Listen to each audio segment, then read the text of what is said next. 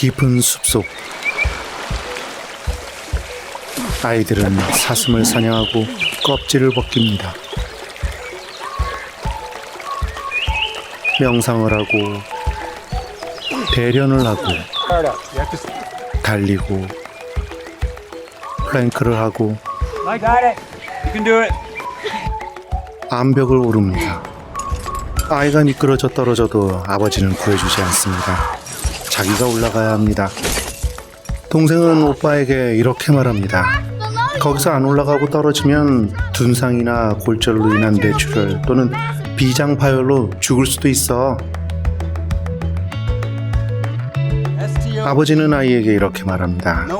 손가락이 구부러지면 부러진 건 아니니까 괜찮아. 널 구해줄 사람은 없으니까 침착하게 올라오렴.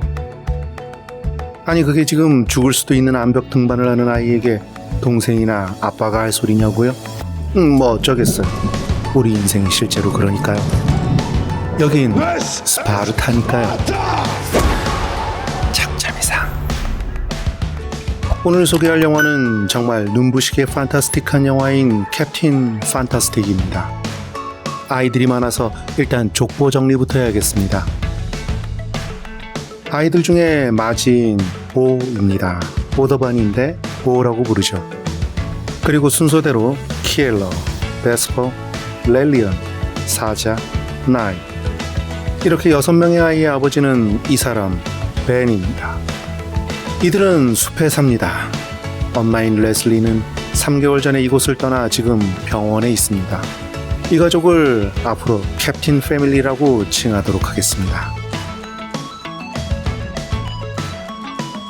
훈련이 끝나고 모닥불 앞에서 책을 읽는 아이들.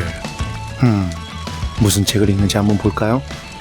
도스토옙스키의 카라마조프의 형제들, 제러드 다이아몬드의 총균쇠, 브라이언 그린의 우주의 구조, 조지 엘리엇의 미들마치. 전부 그야말로 양서군요.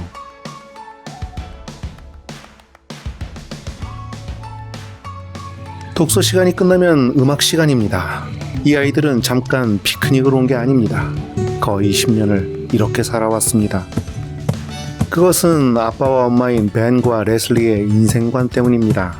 그들의 생각은 간단히 말해 천민 자본주의 세상 속에서 미국은 점점 더 나락에 빠져들고 있으며 이런 사회 속에서 깨어있는 지성과 순수한 영혼을 지키려면 완전히 다르게 생각하고 완전히 다르게 살아야 한다는 그런 가치를 가진 것입니다. 그래서 그들은 이 숲속에서 영과 육을 단련하고 있었던 것입니다.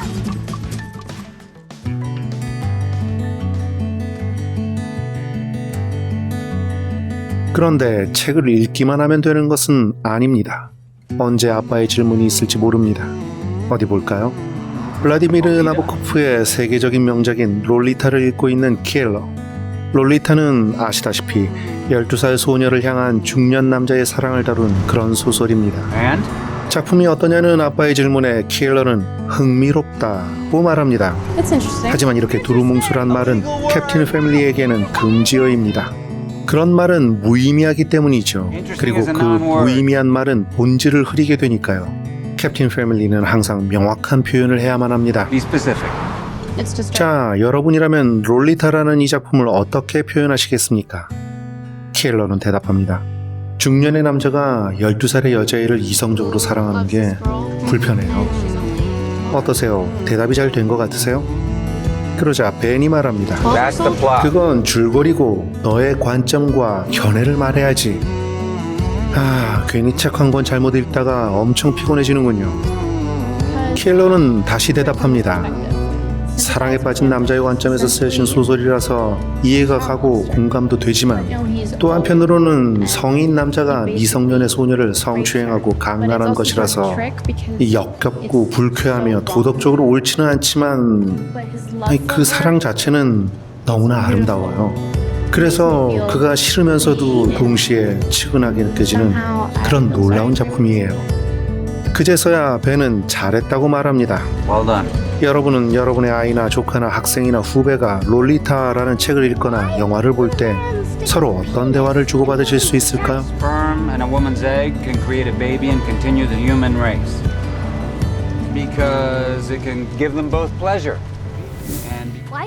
아무튼 아픈 엄마의 상태를 보기 위해 아빠는 병원으로 떠납니다.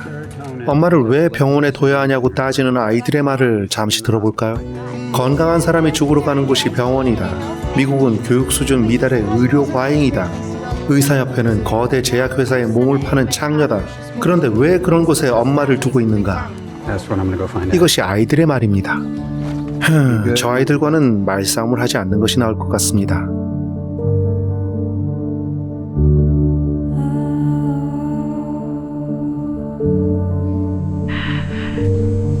하지만 병원에 도착하기도 전에 벤은 알게 됩니다.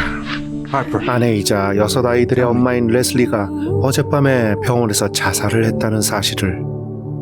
원래부터 결혼을 반대했었고 딸의 죽음이 모두 벤 때문이라는 생각을 가진 장인은 벤에게 장례식장에 오면 경찰에 신고하겠다고 경고합니다. You are not welcome here. You show up, I will have you arrested.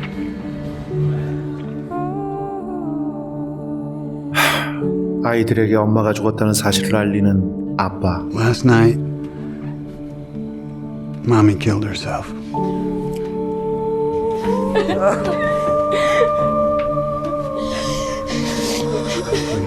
The same way. Your mother is dead. We're a family. Nothing is going to change.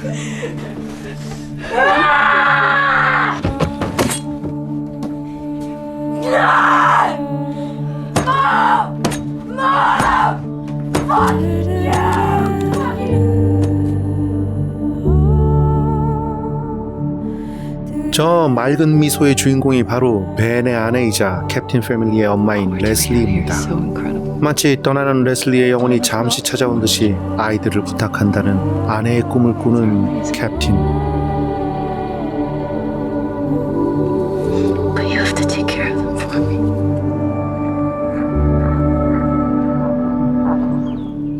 이제 장례식까지는 5일 남았습니다. 아이들은 엄마의 장례식에 가고 싶어 합니다. 당연하겠죠. 하지만 벤은 안 된다고 말합니다. 벤은 말합니다. 이길 수 없는 싸움이다. 더러워도 피해야 할 때가 있다. 힘 있는 자가 힘 없는 자를 지배한다. 그렇게 세상은 원래 부당하고 불공평하다. 하지만 그것은 벤의 평소 가르침과는 다른 말이죠. 결국 벤은 장례식에 가기로 합니다. 캡틴 패밀리는 외칩니다.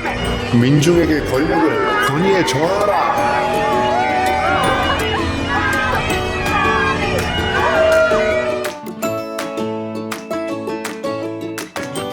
이제 캡틴 패밀리는 엄마를 구하기 위한 미션을 시작합니다. 세상과 단절된 채 살던 아이들에게 바깥 세상은 모든 게 신기합니다. 벤은 켈빈 쿨리지의 말을 인용해서 이렇게 말합니다. 미국 국민의 가장 중요한 비즈니스는 비즈니스다. 민주주의는 사회정의를 지키는 가장 중요한 빛이지만 시민들은 광란의 쇼핑을 통해 사회적 상호관계를 맺으려고 한다. 지금의 자본주의 세상에서 우리는 이런 말이 더 어울릴 것 같습니다. 나는 쇼핑한다. 고로 존재한다. 바바라 크루거의 작품이 떠오를 수밖에 없는 그런 말입니다.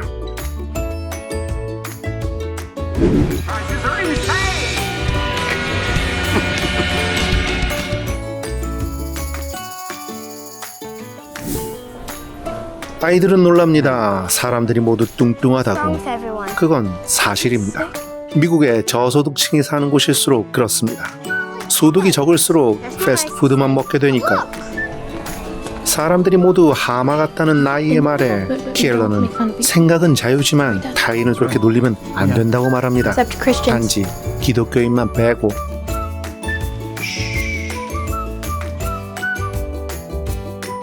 결국 모두들 뭔가 먹기 위해 식당에 왔지만 그들이 먹을 만한 영양식은 없습니다.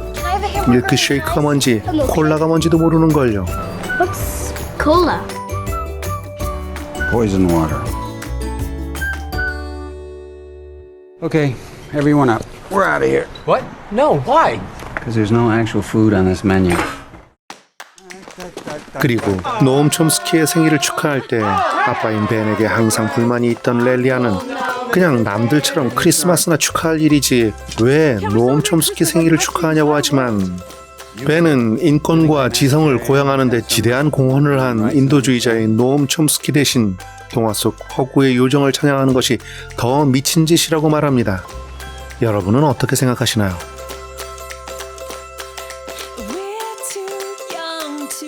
그렇게 우여곡절 끝에 캡틴 캡틴 패밀리는 벤의 동생인 하퍼의 집에 도착합니다. 하퍼의 가정은 중학생과 고등학생인 두 아들이 있는 평범한 가정입니다. 자, 이제 이 두 가족의 충돌을 함께 지켜보겠습니다. How did you kill those chickens? I didn't have to kill the chickens. It's already dead or cooked. 사자는 와인을 한 잔 달라고 아빠에게 말하고 벤은 줍니다. Can I have some wine?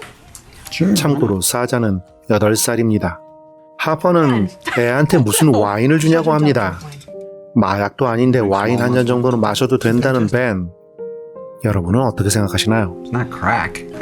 What's crack? Crack is a crystallized, highly addictive derivative of the stimulant cocaine. They killed each other for Nike? 대화 중에 나이키가 나오지만 나이에게 나이키는 그리스 신화의 여신일 뿐 신발 메이커로는 모릅니다. 하퍼 패밀리는 나이키는 아디다스 같은 것이라고 설명하지만 캡틴 패밀리가 아디다스를 알 리도 없습니다. 하퍼 패밀리는 그런 캡틴 패밀리를 비웃습니다. 글쎄요, 누가 누구를 비웃어야 할까요? 나이키라고 하면 신발밖에 모르는 아이와 신화 속의 여신밖에 모르는 아이. 아마 신발에 대해서 몰랐던 아이는 그 신발이 신화 속의 여신 이름을 차용한 브랜드라는 것을 아는 순간 그 브랜드의 지향점, 스워시 심볼의 디자인 주제, 그리고 스포츠 마케팅의 역사까지 한 번에 쉽게 이해하게 되겠지만 오로지 신발만 알았던 아이는 글쎄요, 이제부터 신화를 공부하기 시작할까요? 여러분은 어떻게 생각하십니까?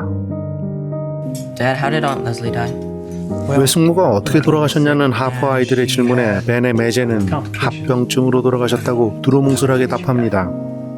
이렇게 두루뭉술한 말은 캡틴 패밀리에겐 금지어라고 했던 거 기억하시죠? 캡틴 패밀리는 모두 의아해합니다.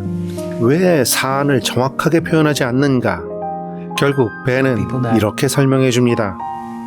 레슬리는 보를 낳은 직후부터 산후 우울증의 일종이고 흔히 조울증이라고 부르는 양극성 정동장애라는 정신병을 앓았었다. 그러다가 결국 칼로 손목을 그어 자살을 한 것이다. 하퍼는 애들 앞에서 왜 그런 이야기를 하냐고 오빠인 벤에게 화를 내는데 오히려 캡틴 패밀리는 모두 다 그녀가 왜 저러는지 이해하기 힘들어합니다.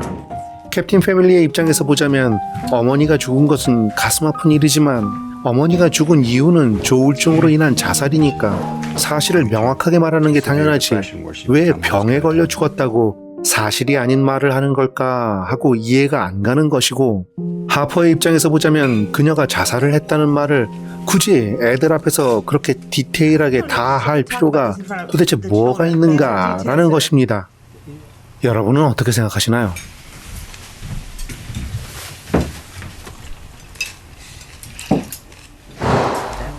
결국 어색해진 저녁 식사 분위기는 하퍼 패밀리에게만 그런 것이고 캡틴 패밀리는 와인을 마시며 맛있게 식사합니다. 죽은 자를 추모하고 슬퍼하는 것은 슬퍼하는 것이고 식사를 맛있게 하는 것은 별개의 일이며 그리고 원래 장례식은 축제이기도 했으니까요. 이것은 카니발의 기원과도 관련된 행동입니다. 저의 파니핑크 리뷰를 참고해주세요. 자, 모두 엄마를 위한 건배! 하퍼 패밀리는 이런 캡틴 패밀리의 행동에 정말 어이없어합니다. 하지만 캡틴 패밀리는 하퍼 패밀리가 하는 게임의 폭력성에 더 충격을 먹습니다. 어느 것이 더 건강한 것인지는 여러분이 판단하시기 바랍니다.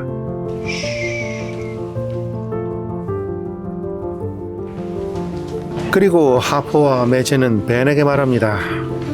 아이들을 계속 저렇게 키울 거야? 진짜 학교에 다녀야 진짜 직장도 구할 거 아니야. 그렇게 숲에서 제대로 교육도 못 받고 크면 나중에 직업도 변변히 구하지 못할 것이고 아이들은 결국 루저가 될 거 아니야. 애들한테 못할 짓이라고 생각하지 않아?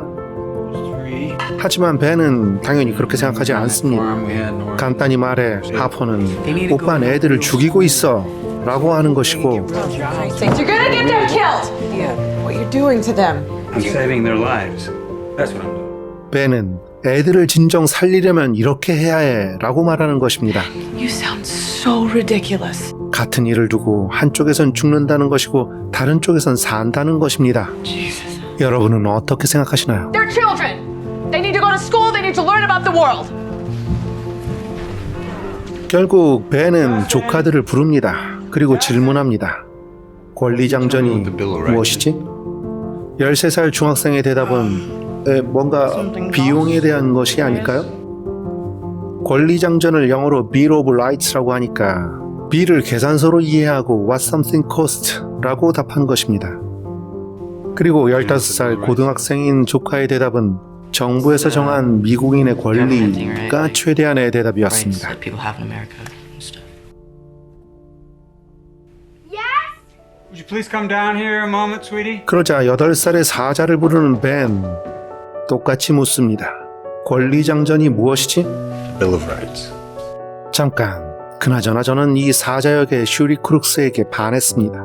너무너무 예쁘지 않나요? 그리고 사자라는 이름은 슬로베니아어로 꽃이라는 뜻입니다. 거기선 Z 발음을 S로 하나 봅니다. 영어에서 J 발음을 Y로 하는 경우와 비슷한 경우인 것 같습니다. What's wrong with everyone? 아무튼 이제 우리 예쁜이 사자의 답을 들어볼까요? 수정헌법 1조 연방의회는 국교를 정하거나 또는 자유로운 신앙 행위를 금지하는 법률을 제정할 수 없다. 또한 이제 벤이 뭐라고 할지 여러분도 아시겠죠? 아니야, 달달 외운 걸 말하라는 게 아니야. 권리장전에 대한 너의 관점과 견해를 명확하게 말해. 그러자 사자의 촌철살인적인 답은 이렇습니다. 만약 우리에게 권리장전이 It's not the Bill of 없다면 Rights. We'd be more like China. 중국처럼 될 거예요. Here, at least, we don't have warrantless searches. We have free speech. Citizens are protected from cruel and unusual. 벤은 다시 묻습니다.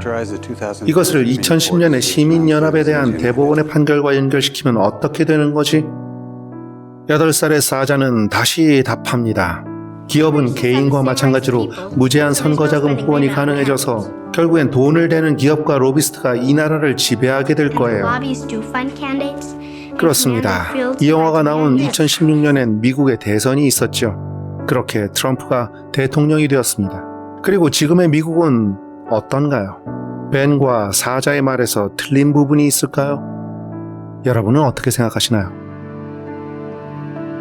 자, 누가 이 세상을 더 현명하게 살까요? 하퍼의 아이들은 적당한 학교를 나와서 적당한 회사에 취직할 것이고 적당한 상대를 만나 적당히 살겠죠. 그러다 어느 날 문득 내 삶의 의미는 뭐지? 라는 질문을 하게 될 것입니다. 하지만 그것은 벤의 아이들이 유아기에 이미 끝냈던 질문입니다. 그렇다면 벤의 생각은 다 옳고 하퍼의 생각은 다 틀린 걸까요? 꼭 그렇지는 않습니다. 그렇게 하퍼의 집을 떠나는 캡틴 패밀리.